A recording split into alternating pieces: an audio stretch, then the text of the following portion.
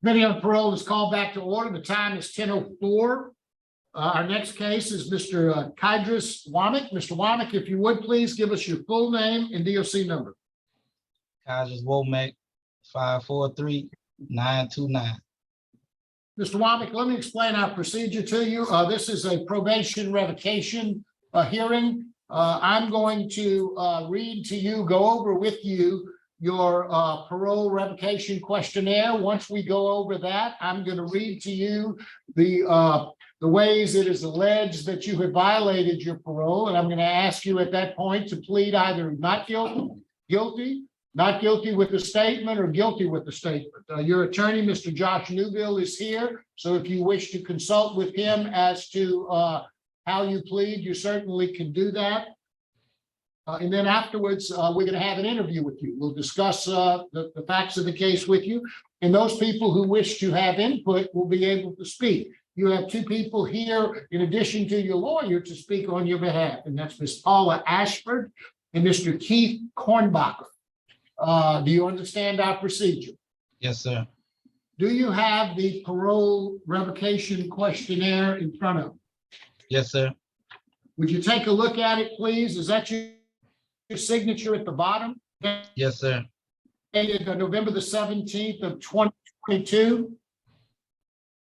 That you said, I think you said yes. I was looking down at my document. Yes, sir. That's your signature there? And Yes, those answers you wrote on that date, those were accurate and correct on that day? Yes, sir.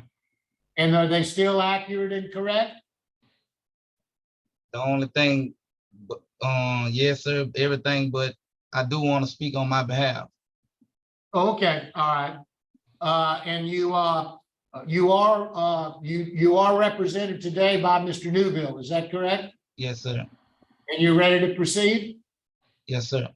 Okay, I'm going to read the allegations to you. Number 4, you have violated this condition as evidenced by your arrest on November the 1st of 2022 by the East Baton Rouge Parish Police Department in file number 22-098848.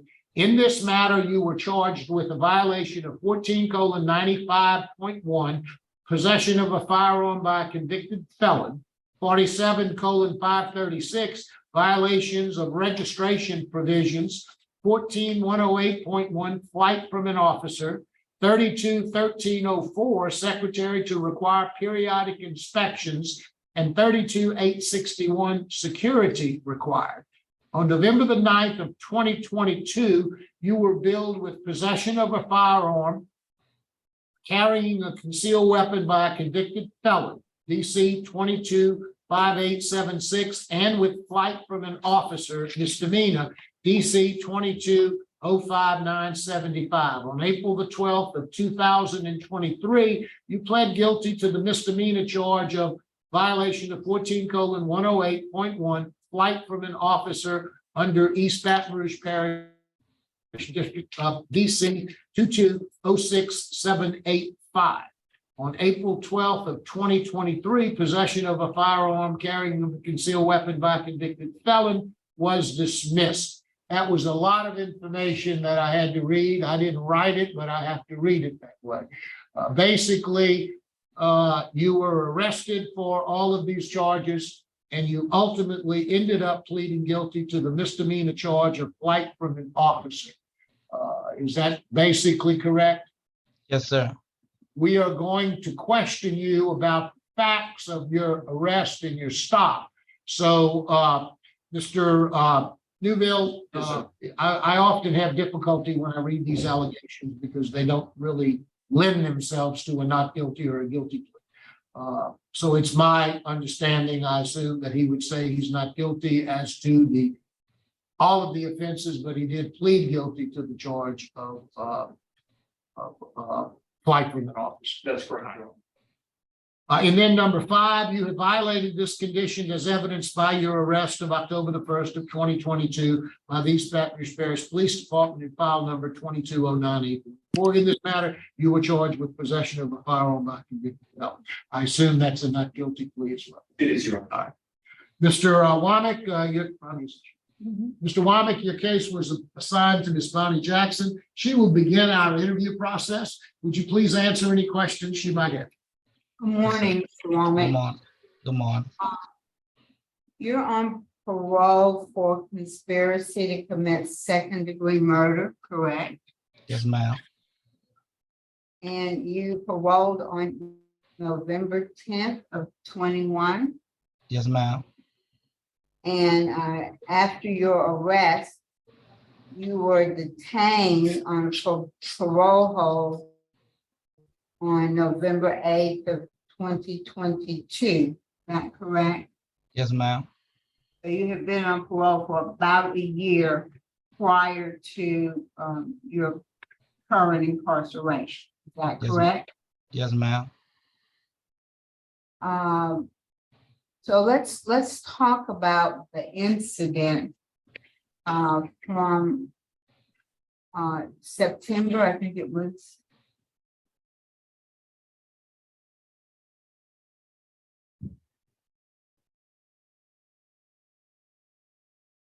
Tell us what happened. Actually, I'm showing the offense date was October 1st of 2022. Does that sound right? Yes, ma'am. Okay. So tell us what happened on October 1st. Well, it was late. I was How at one of late? How late? probably like it was like in- like 3 3:21. in the morning. Yeah, like two something in the morning. I was at 3:21. a friend's house that I've been knowing for a while, and I asked her to use her car, to go to the store, go get something to eat. And I ended up getting pulled over by the cities that night, the city police, and they followed me. When they put the lights on me, I just I wanted to stop somewhere I felt safe at. So I took them, to where I was close to where my residence at, where I'm on parole at. So I took them to their house. I didn't speed. I used all traffic signals. I stopped at all the stop signs. I didn't really violate no traffic violation, but I just wanted to get somewhere that I felt safe at. So I pull up at my godmama house, and they pulled me out the car, whatever, and they end up finding a gun in the glove compartment.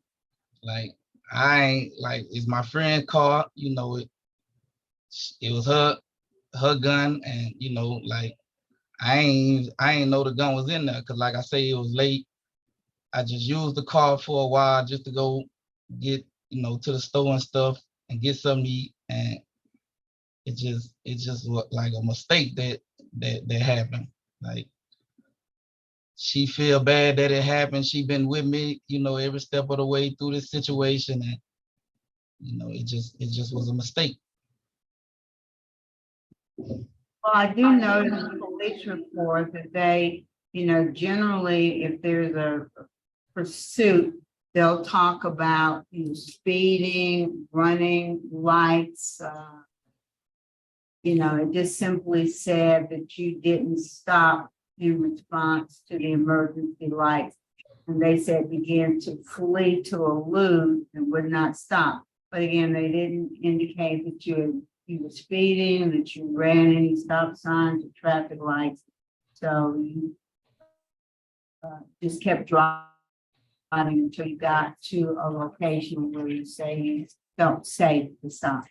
Yes, ma'am. Well, It was the residence where my parole at. It's my godmother's house. Did they tell you, okay, when you got to that residence, you turn, is that 3657 Ozark? Yes, ma'am. And then you said they gave you a command to exit the vehicle and they had their guns drawn, and were able to open the door and pull you from inside the vehicle. Did they ever tell you why they stopped you? Not really, no, ma'am.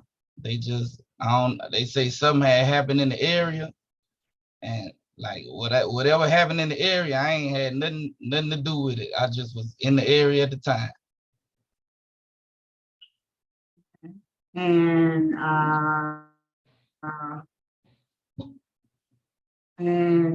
they ended up searching the vehicle. Yes, ma'am. Did they tell you why they were searching the vehicle? No, ma'am. Okay. And they found the firearm in the glove box. Is that correct? Yes, ma'am.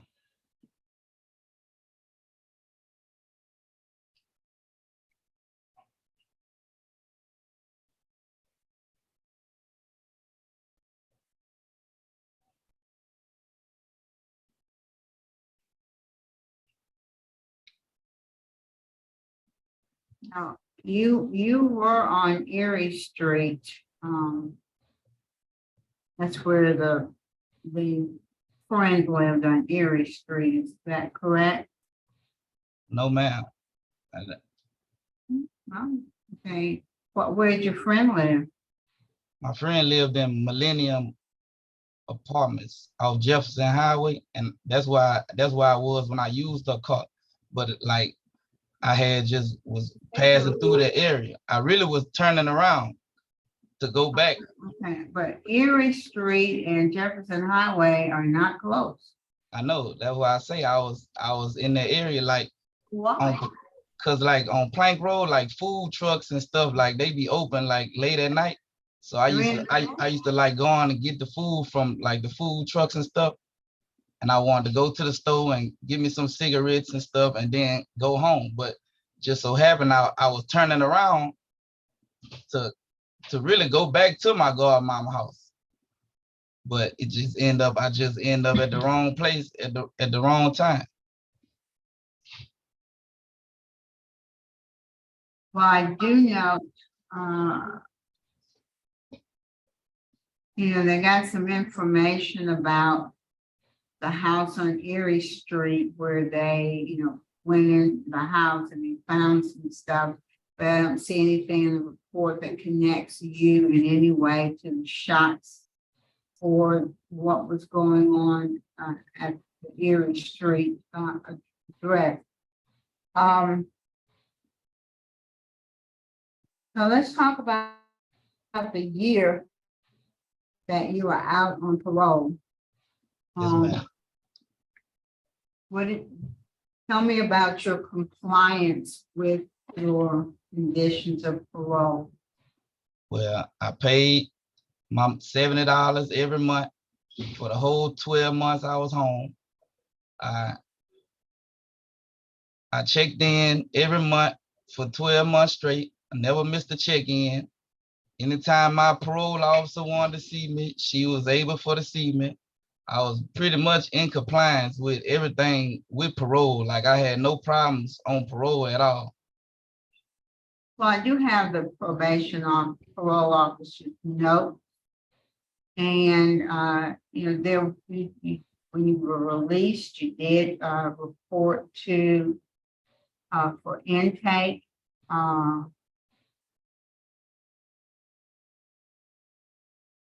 There were some time, and she noted contacts with you in the field on multiple occasions, dates that you reported to her on multiple occasions, but there were some glitches.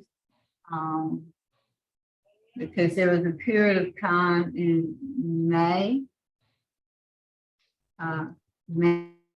19th, they didn't have any contact with you, May 12th and April 28th. But on May 24th, you came in and you reported that you had a new address. Yes, ma'am.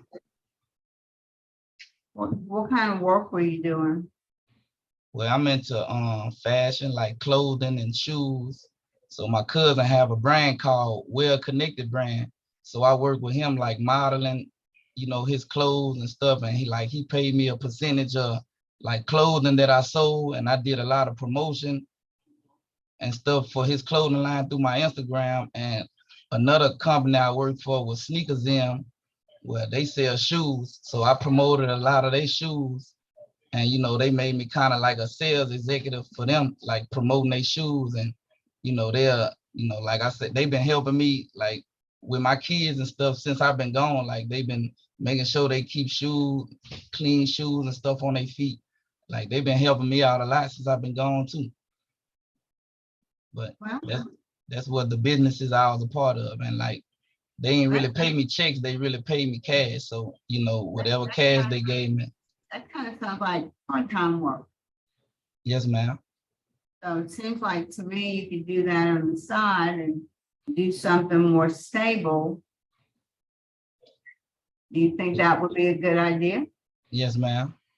But you know, like I didn't try to get a lot of jobs, but it's like once I put that I'm a convicted felon, and once they see what I done went to jail for, you know, it's like they automatically deny me other jobs. But I do know that there are convicted felons who do get jobs and do well in their job, so it's not impossible. And I'm Yes, not ma'am. sure that the occupation that you're in is the best thing for you.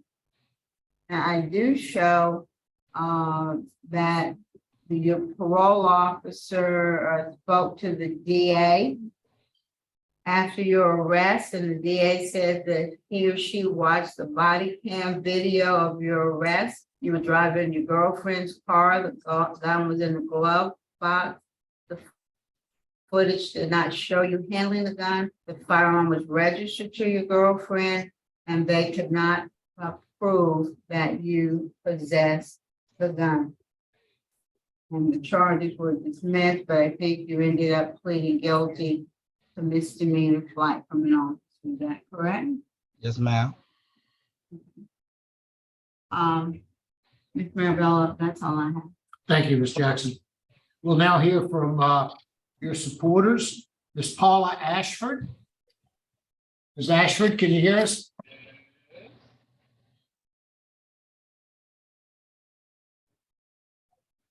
Ms. Ashford, I think you're on mute, and if you could pull back a little bit from your camera so we can, there you go.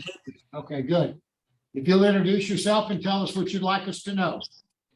Yes, sir. I'm Paula Ashford. I am the grandmother of 2 of Kydris' kids, but I also consider Kydris as a son. I think it's been 13 years or more that I've been knowing Kydris, and I have seen such a great change in him. I did hear, I think it was Ms. Jackson mentioned about May 19th. And I just want to say on that day, Kydris' daughter graduated from elementary school into middle school.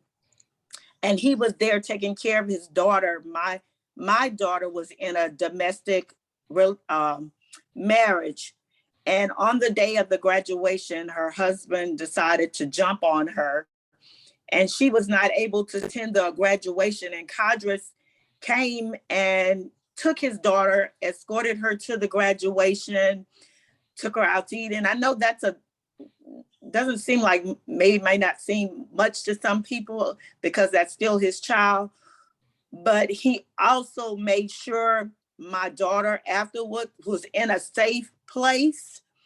Not only his child, but my daughter has another child. Kydris does for that child just like it's his.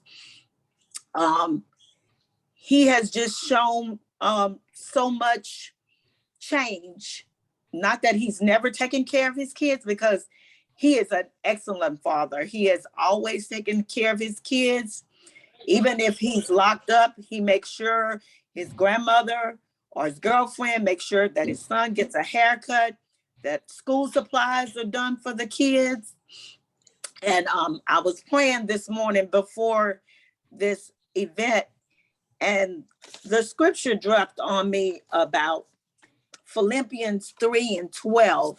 And it says, I'm not saying that I have it all together and that I'm all the way right, but I am well on my way. And that's what I see in Kydris. He's well on his way to a better life. He always talks to his kids about importance of education. He doesn't reward them when they do wrong in school. He will take their phones from them, cut them back from playing their games. He does stress education to the kids very much. And he always tells them that he wants them to be better than what he is. But I have seen such great change in Kydris, and I just pray and hope that he's able to come home to his kids. They miss him so much. Thank you Mother.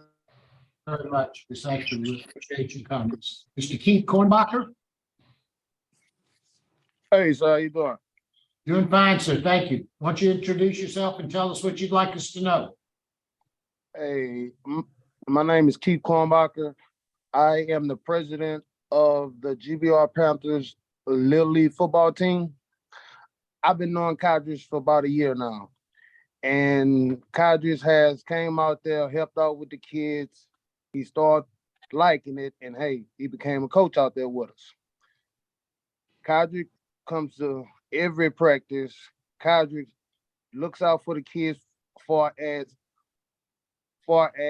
if the kids need rides, kids need talking to the kids down. He's a great supporter. He really helps out with the kids. And and hey, he's a great guy with the kids. So at the end of the day, I have seen a great guy out of Kydris for the last year that I've known him, man. Hey, we have a lot of kids that's really asking about him, man. Hey, and hey, they really does miss him out there. So hey, I just ask that y'all just find the kindness in y'all heart and just give him a chance to come home back to the kids, sir. If you can, please. Thank you very much. We Thank you, appreciate Coach. your comments, Mr. Kornbacher. Mr. Womack, is there anything you'd like to say before we turn it over to Mr. Newbill? Yes, sir. Well, since I've been home, like I try to keep, a positive mind frame and do positive things, try to, be there for my kids more and my family, spending time with them and stuff. And, like Coach said, the GBR Panthers made me a part of their family. Being a part of a great football organization, they helped me become a coach, a certified youth football coach. So that was one of the most positive things that ever happened for me in my life. And I love being out there with the kids, and everything I was trying to do was positive. I tried to stay away from trouble much as I can. I ain't hang with old friends. I wasn't doing the old things that I used to do. Like I really changed my life for the better. And, I just pray y'all show me some leniency, and I just really want to be back home, my family. Thank you very much, Mr. Newbill. Good morning, Your Honors, and thank you for allowing me to be here this morning. I'll slide over here so Your Honors can see me. Okay.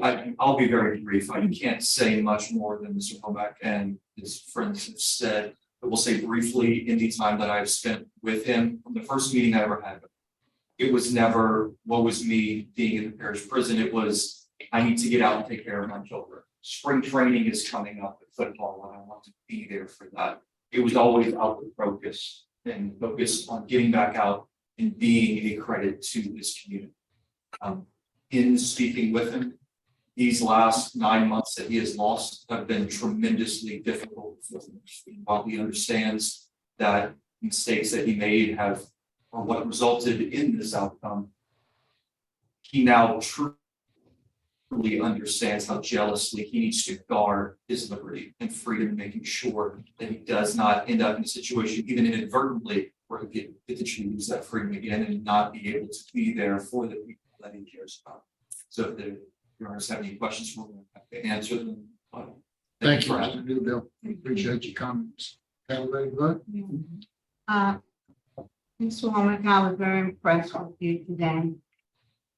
I don't know all of the circumstances surrounding Yeah, but it makes sense to me that you were reluctant to stop given, the way interaction with police can sometimes go, and I can understand. And there was no indication that you were actually running from them in the sense that you were, taking them on some high speed chase. You just wanted to get to a place of safety. And I think your children need you. I think those kids on the football team need you. And if we were to revoke you, we would be hurting them. So I think that you've learned a lesson. Hopefully you have, Yes, about ma'am. being careful, about making sure there's nothing in a vehicle or wherever you are that could cause you problems. But my vote today would be to do not revoke and to return you to supervision. Thank you, Ms. Ms. Jackson. Jackson. Ms. West? Mr. Womack, I've read and I've listened today. I'm just very impressed with you. Off the top, I just want to share with you that one case we had this morning, a convicted felon was working at Exxon. I just want to put that out there. He seemed to be very happy with Exxon, so I just want to share that with you. And that you are a certified football coach, so there are some things convicted felons can do, right? Yes, ma'am. Start focusing on that more so than the ones that don't want you. The ones that don't want you, you don't need to be there anyway. And just be looking at other opportunities for convicted felons, because there are many now. So my vote is to say that do not revoke and continue you on supervision under conditions previously imposed. Best wishes to you, sir. Mr. Thank you, Womack, ma'am. Thank you. you have 2 votes to grant your parole. I agree with my colleagues. It sounds like you're doing pretty well, but you're on supervision. And you're going to be on supervision for a while. You need to be careful about being out and about at 2, 3 o'clock in the morning. That's Yes, sir. just, you're setting yourself up to be stopped for something, and you don't know what's going to happen after that. So Yes, I'm glad that you're doing the things you're doing. You've got some good support. So you have 3 votes to grant you return you to supervision. Deny. We're not going to revoke you. We're going to return you to supervision. So good luck to you. Thank you, sir. You're welcome. Thank y'all. Lord.